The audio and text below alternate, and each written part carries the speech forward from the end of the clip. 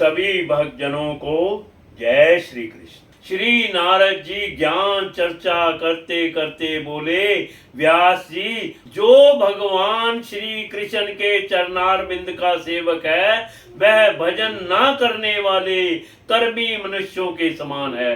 कभी बुरा भाव हो जाने पर भी जन्म मृत्यु भय संसार में नहीं आता। वह भगवान के चरण कमलों के आलिंगन का स्मरण करके फिर उसे छोड़ना नहीं चाहता। उसे रस का चस्का जो लग चुका है, जिनसे जगत की उत्पत्ति स्थिति और प्रलय होते हैं, वे भगवान ही इस विश्व के रूप में भी हैं।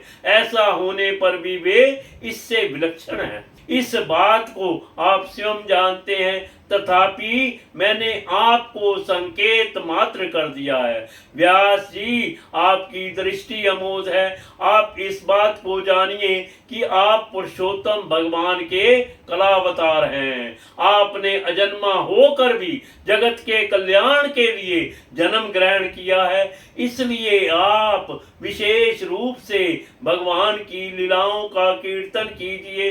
विद्वानों ने इस बात का निरूपण किया है कि मनुष्य की तपस्या, वेदाध्ययन, यज्ञानुष्ठान, स्वाध्याय, ज्ञान और दान का एकमात्र प्रयोजन यही है कि पुण्य कीर्ति श्री भगवान के गुणों और लीलाओं का वर्णन किया जाए। यहाँ व्यास जी ने पूछा, नारद जी, आप शुरू से ही ज्ञानवान थे, इतना ज्ञान आपने कैसे पाया?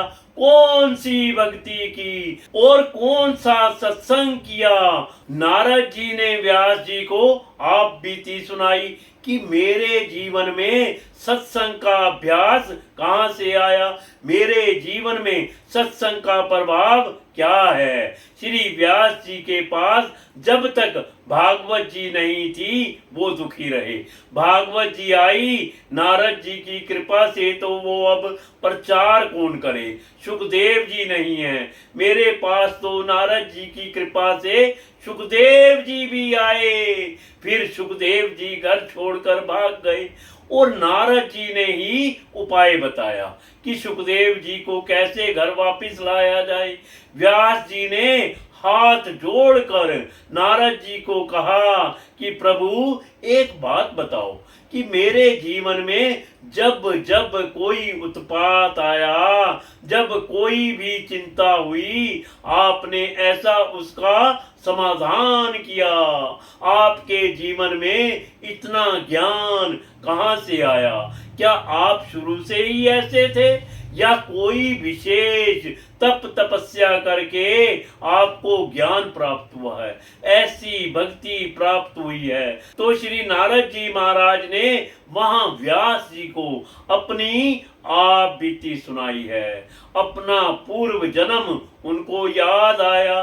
संक्षिप्त में सुनिए, बहुत प्रेरणा लेने वाला ये प्रसंग है। नारद जी कहते हैं, मैं सदा ऐसा नहीं था। मैं अपने पूर्व जन्म में एक दासी पुत्र था।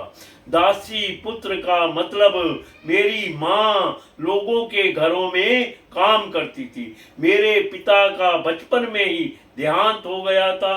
मुझे अपने पिता की शक्ल भी याद नहीं है, पर मेरी माता लोगों के घर में बर्तन भांडे साफ करके, झाड़ू पोछा करके हमारा पालन पोषण करती थी। नारद जी कहते हैं, मैं बहुत छोटा था। मेरी माँ ने मुझे पढ़ने लिखने कहीं नहीं भेजा।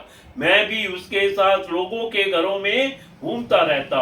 मेरी माँ घर का काम काज करती और कुछ बचा कुचा जूठन जो कुछ घर में मिलता मैं भी उसे खाकर पेट भर लेता।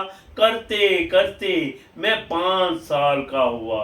माँ ने 2-3 घर और पकड़ लिए। 2 पैसे मैं कमाऊं, 2 तुम कमाओ। मैं बर्तन मांज दूं, तुम धो देना।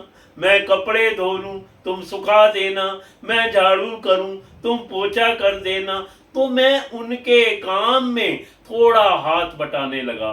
तो माँ ने 2-3 घर और पकड़ लिए, क्योंकि माँ को यही चिंता थी कि मेरे जीवन में जो कमियां आई हैं वो पुत्र के जीवन में ना आए। मैं इसके लिए कोई धन जोड़ दूं। इस प्रकार वो बच्चा 5 वर्ष का हो गया।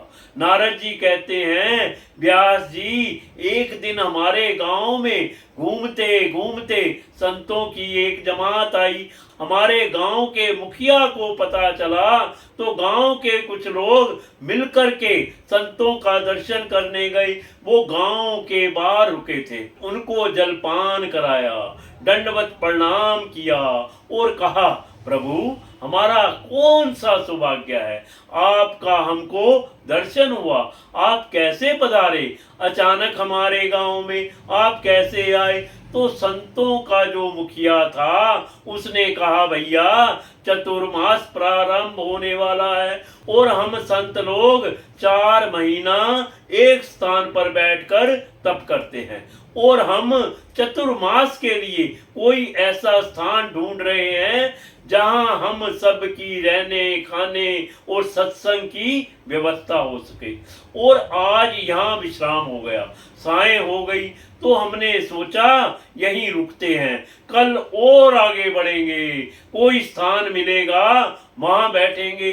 चतुर्मास करने के लिए गांव के मुखिया ने अपने गांव के लोगों की तरफ देखा, तो सब मन ही मन सहमति दे रहे थे कि तुम प्रयास करो कि संत हमारे गांव में ही रुक जाएं।